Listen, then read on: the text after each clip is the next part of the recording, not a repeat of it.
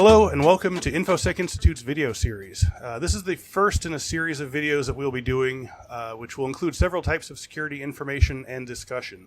I hope you will check back regularly because we'll be covering several different areas of security.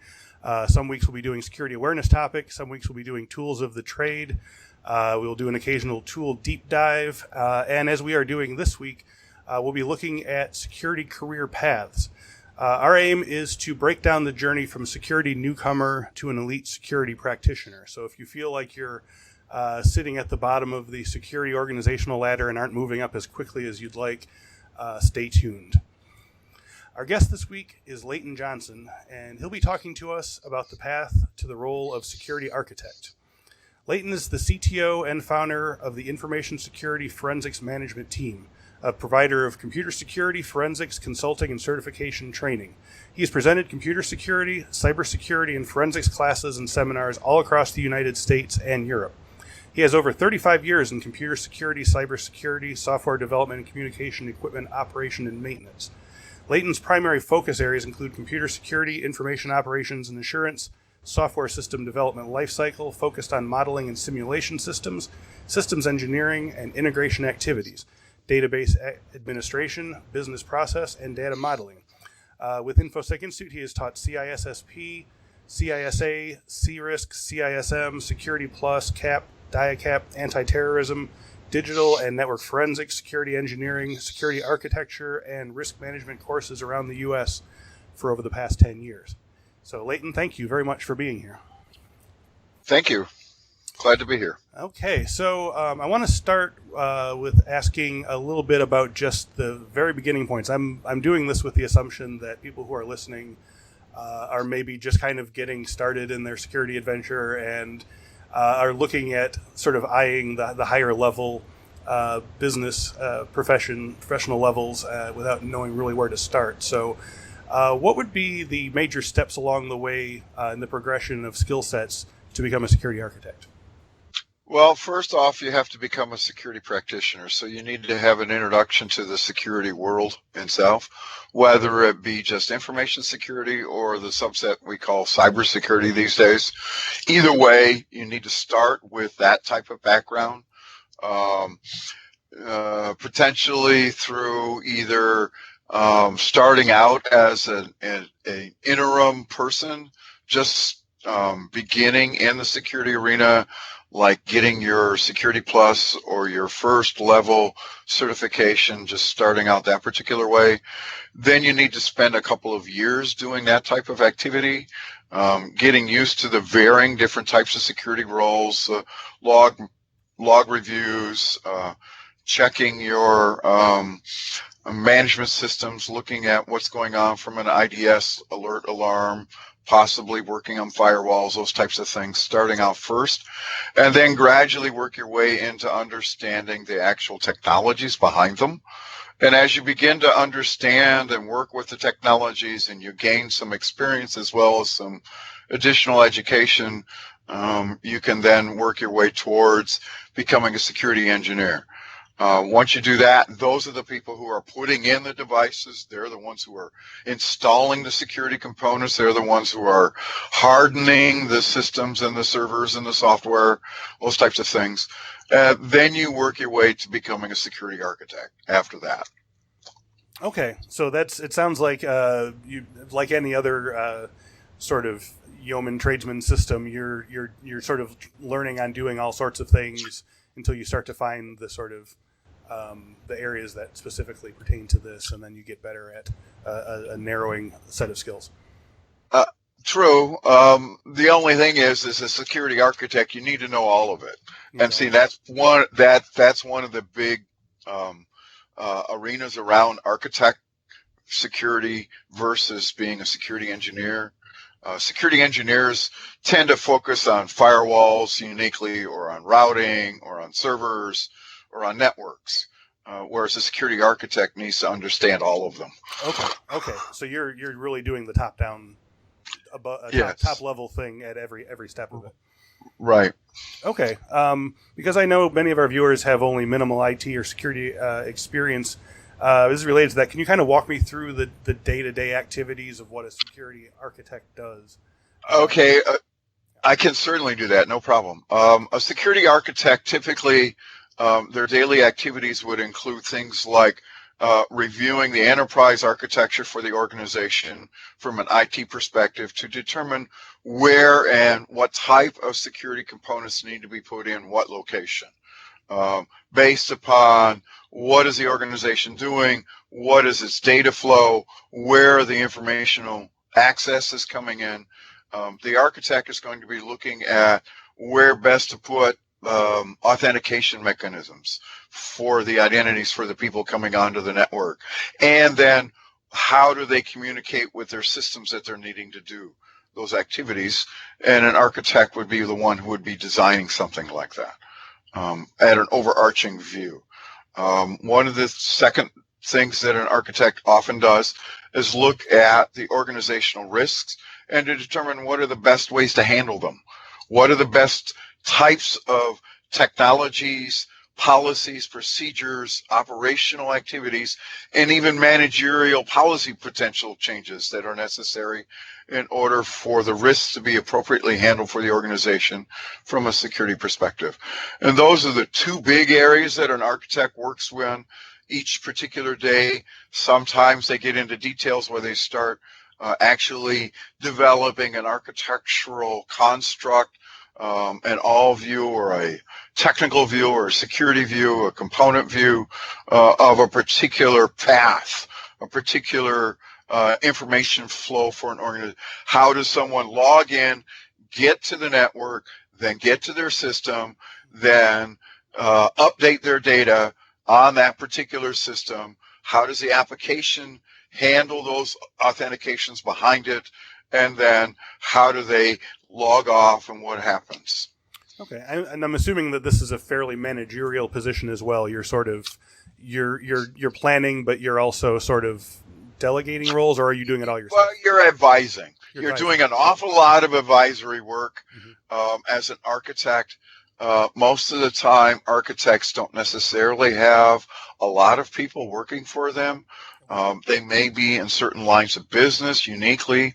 I know in my role as a chief security architect, I had several lines of business architects who worked for me, but for the most part, it's relatively a singular role as an advisor, as a consultant to the lines of business, as well as to the security and IT folks. Okay, I see. Now, does this also include kind of a role in sort of moving the sort of C-suite in making decisions about security, or? Definitely, because one of the major roles that a security architect does do, as I said earlier, is advise how to handle risk, which is where the C-suite fits in. Okay. Naturally, right up front. Sure. And then as part of that, we have to draft the recommendations, the options for them to make their decisions about on how to deal with the risks, both in the IT as well as in the line of business arenas. Okay, thank you. Now, what sort of activities or projects, if you are a sort of a lower level security person, they say if you're going to, move into a profession, it should be something that you enjoy doing all the time. So what sort of activities or projects should you be interested in or really enjoy doing if you're thinking of moving into security architect as a profession? Figuring out what the other guys are doing, the bad guys are doing, and then how to build organizational security to keep that from happening. And that's a day-to-day challenge. Understanding the variety of cyber arenas that are out there that each organization has, some of which they may know, some of which they may not know. And then understanding organizationally in the infrastructure, but with the networks, with the systems, with the servers, with the activities, what's going on and what needs to be where in order to handle the risks. Okay, and so do you do a lot of sort of outside research to find to sort of keep up with these trends, or is it really just in the I do probably 2 to 3 hours a day. Wow. Okay. where do you go? What are you looking at? I go literally all over the internet. Uh-huh. I do a lot of conferences, so I always try to keep up to date on what's the newest, latest, greatest activities that are out there. How are things being handling? The new user-based mechanisms for accessing computers with their UBEA and all those types of things. So I stay up to date a lot in those arenas. And so I do a lot of reading, and I do a lot of listening to webinars. Okay. I do a lot of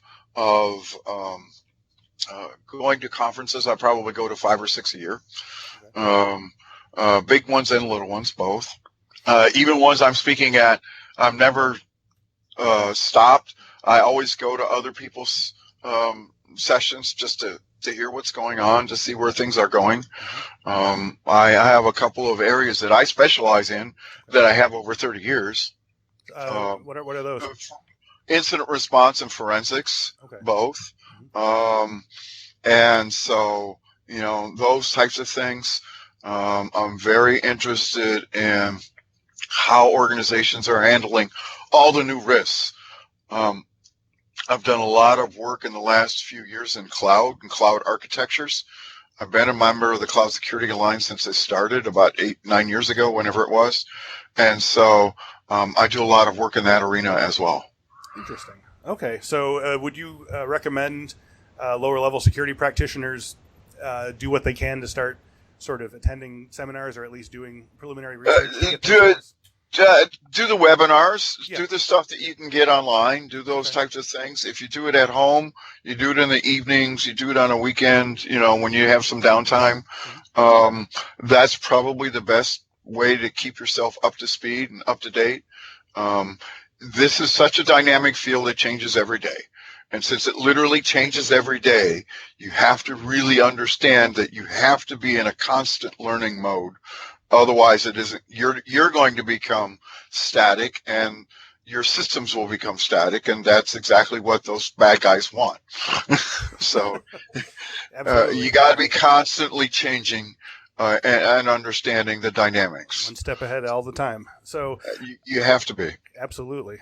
Now, what certifications should people pursue on the path to becoming a security architect? Well, the first level is you got to get your basic security certifications. So starting with the standard, the Security Plus, the initial introductory ones, moving up a level to the more detailed ones with CISSP and with CASP, which are the two big major ones that are out there from a security perspective. Then you start looking at the architectural ones on top of that. There is, of course, with CISSP, there's a follow-on one called ISSAP, which is the architecture professional. There are other ones that are architecture specific that are out there. SAPSA has one, TOGAF, which is the open frameworks, architecture framework. If you're working in the governmental vertical, there's one called FEAC, which is for the federal enterprise architecture. DoD has their own under DODAF, which is the DoD architecture framework. These are all arenas around architecturally getting in there, but primarily you need to understand both how systems work and how networks work together. And so understanding that architecturally, those are the big areas you need to work for, and getting your certifications is looking at those. Try not to get too specific on vendor activities from devices and those types of things, because you're going to have wide ranges of architectural options. If you're working in an organization that's, say, a Cisco shop, then go ahead and do the Cisco. If they're a Juniper shop, then go ahead and do the Juniper. But understand that those aren't the only options either from an architectural standpoint. There's so many different vendors and so many different ways that you can look at it. You need to generically look at it from a security perspective rather than from a vendor specific. Now, if you were to get, say, some of the vendor neutral certifications, would there be a benefit in also being subspecialized in the Cisco or Juniper specific one? Sure, because then you can focus on how does that fit into an architecture? Where are all the company's pieces and parts to it? Those types of things. And certainly that's advantageous in a career path if you want to stick to being in that particular area. And understand that all of them are great. They're all super. They all work, Right. So they all have their advantages. They'll get you there. Mm-hmm. So none of them are any better than any of the others. They're all very focused on what they provide as far as their services, as far as their equipment capabilities, etc. So if most of the major network vendors, once you learn the material from, say, one of them, you can apply it to others, at least partially, uniquely, in our evolving network infrastructures over the years. Different vendors have provided whole protocols and whole methodologies that have advanced the entire networking world or the entire server world, rather than just uniquely just from their perspective. Okay, going to the other side of things, what sort of hands-on work activities should you be good at and be doing regularly in your job to get on this path? Understand how servers are configured. Understand how you set up making, the classic hardening of a server. How do you do that? What does that mean? Understand it from an operating system. So you do need to know all the different kinds that are out there. Day to day, what do you have to do to configure a Unix box or a Linux box versus a Windows box versus a desktop versus a Windows server? How do you handle SANs, NAS, storage? That today's world, security being one of the biggest users of big data, ourselves, just because we're looking for all the problems and all the APTs that are out there and those types of things. Sure. You need to understand storage and how it works. So day to day, how do you do that? How do you, and then the other big thing is understanding what are the architectural elements, those types of things. So that's more hands-on. Building an architecture element. Is it going to work? Digging down into the protocols potentially to see if that particular type of device works at that level, whatever level it may be in the network, and those types of things. And what types of companies require security architects, and what types of professions or companies should you try? I imagine it's kind of all of them, right? At this point. Well, for the most part, people who are operating, not people who are vendors. Okay.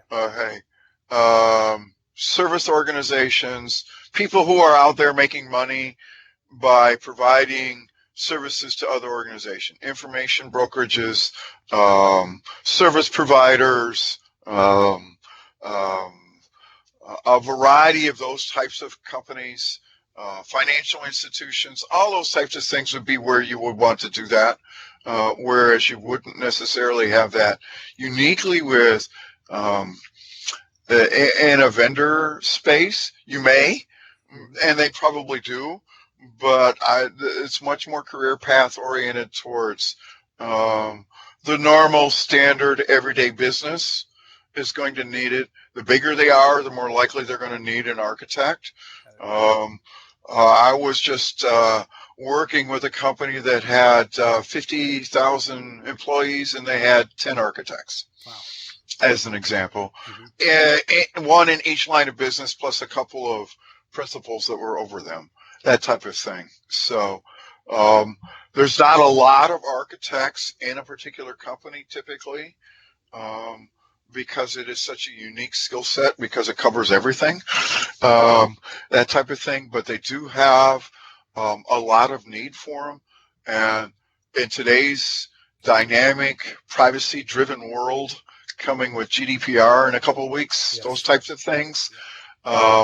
International companies are needing them even more than anybody else right now. And we'll be talking about GDPR actually in our next video as well here. So you're transitioning us nicely. Now I'm imagining that security architect's a fairly in-demand job, and there's a lot more candidates than there are positions. So what could a candidate do to sort of put themselves head and shoulder above other people who might be interviewing for the same position? Not that many people have professional certifications, vendor neutral type certifications in these arenas. There just isn't that big area for it. Most people usually convert from being a security engineer or being an IT engineer over to being an architect, especially infrastructure architect type things. And they try to pick up the security part, but it's a unique subset of that generalized IT infrastructure view that is different. And so learning the trade mechanisms around security architecture uniquely, what the mechanisms are, because of course, since it permeates all parts of an enterprise from an architectural standpoint, it's even a little bit more of a specialty than, say, an enterprise architect, even though they typically work together. I know governmentally, in the government vertical industry, they usually have an enterprise architect shop for the whole organization, one. Okay, and then they'll have one per line of business or one per agency. And then they'll have one or two security architects, and that's it. That type of thing. So it is a unique area in that you can, once you get the process and you're in being as a security architect, you will always be employed, number one. Number two, you'll be employed well, okay, because it is a unique arena. So it's a high demand, and not many people can meet all the types of qualifications typically they're looking for, because it is such a unique number of skill sets necessary rather than just one or two. You got to understand IT, you got to understand security, you got to understand the combinations, but then you also have to understand how the lines of business do it. So you got to be an analyst as well. And some business analytics, risk analytics come into play. All sorts of different things also come into play in understanding security architectures and being a security architect. Well, that transitions nicely into my next question. You said that a lot of people don't have, this understanding or that qualification. What are some of the common pitfalls that people might make along the way? They think they're, on their way, but they're studying the wrong thing, or they're focusing too much on this or that, or not staying abreast, as you say, of current trends and so forth. The biggest things I've seen is not understanding the business and its attack vectors, what people come after them for. Okay, number one. And those who do that, they're an incident response, they're not architects. And so they miss how to handle the risks. They can identify it, but then they're missing the piece about what do you do after you've identified? How do you handle it? How do you fix it? There's a lot of network people who transition over to being architects in various different arenas, and they miss the security piece. Or you'll have people who are really, really good at doing general IT and server activities, and they'll want to become an architect, and they'll miss the network piece. And so that's part of the issues. And the big underlying problem I've seen for the most part in the 20 plus years I've been a security architect is that there's a disconnect when someone approaches architecturally from only IT and security and misses the line of business, or the other way around. The two have to work together. And that's why it's such a unique field, is they absolutely require you to have both viewpoints all the time. You can't just have one at one time and one another. No, you got to have them both. You got to wear both hats simultaneously. Both hats simultaneously, and sort of keeping on top of both industries. Right. Right. Both techs. So again, speaking to the people who are, in their day job, you might be, in the cube farm, and you're not really, it might seem kind of daunting to jump from, where you're at to, Right. 10 steps up. What's one thing in your current position or life that you could change to sort of put you on the path to security architect? Would you start taking a certification course? Would you ask for different responsibilities at work? Do some outside work? Anything like that? The biggest thing is be inquisitive about what's going on and why the lines of business are doing what they're doing, and how is IT supporting them, and are they meeting the needs? Understand how the business is working and the IT is supporting it. Either yes or no. I mean, sometimes they're more successful than others, certainly. And then do some analysis and figure out why. What's missing? Is it because the organization isn't set up appropriately, procedurally? Is it a workflow issue? Is it a technology issue? Understand that all three have to be working together. And that's what the architect's ultimate goal is to get all three of those to work together in supporting the business operations of the organization.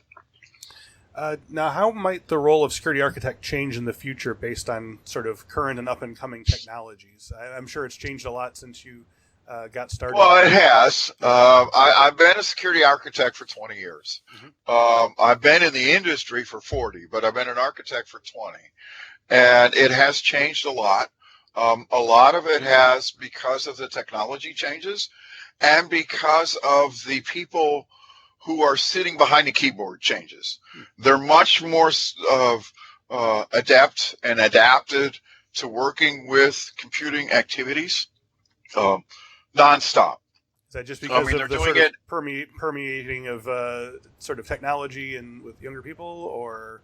Well, technology with younger people, and the fact that the businesses are now seeing returns in those arenas, which for a long time they were skeptical about, but now they're seeing it. I see. And so, the top 6 companies in the world are now technology companies. So, and, for years and years and years, it certainly wasn't that way, but now it is. And so they're seeing lots and lots of money. They're seeing lots and lots of advancement professionally, personally for people in those arenas that have just dramatically shifted as we've had a series of technologies that came together with cloud, with mobile, with big data, all basically hitting at the same time, all hitting their stride simultaneously. There was obviously technological components behind them with virtualization, etc., and moving from 3G to 4G and soon to be 5G in the cellular world, and the advances of all the mobile devices with the smartphones and smart everything. And IoT now is adding to all of this because, of course, now that means anything and everything that is electrical could potentially be with a CPU, which means it could be computing, which means it can be a device that is addressable from somewhere. So on and on and on it goes. So stay on top of the technology, stay understanding of what's changing, see where the issues are around them, and how people are handling those issues today. As technology advances, the methodologies of handling the issues around those technologies advance as well. So it's a little bit of a lag typically between the two, but we're seeing people get caught up on what's happening in the bad guy world. With the hackers and the crackers and the across the board, what they're doing. We're starting to take technologies today and advancing them with AI and with machine learning and those types of things. Now, of course, those techniques generally have been around for a long time, but they're more advanced now with the algorithmic based review systems that we got today, with the machine learning activities where the systems are understanding and learning on their own as things are going on. Those are changing, and those are creating another dynamic that will be back to being caught up, and then the technology will advance again. And understand it's a dynamic process. It is never static. If there's one thing in the cyber world is to understand, it's always changing every day. That seems like a fantastic place to end there. So I think we'll wrap up. Thank you very much, Leighton Johnson, for being with us today. And if you would like to know more about certification study, you can visit InfoSecInstitute.com. That's INFOSEC Institute.com. And if you'd like to read a number of, we have a blog. It is resources.infosecinstitute.com. There are a number of articles and labs and videos such as this one, and encourage you to visit those as well. So again, Leighton, thank you very much for your time today, and thank you very much, everyone, for watching. Thank you. Take care.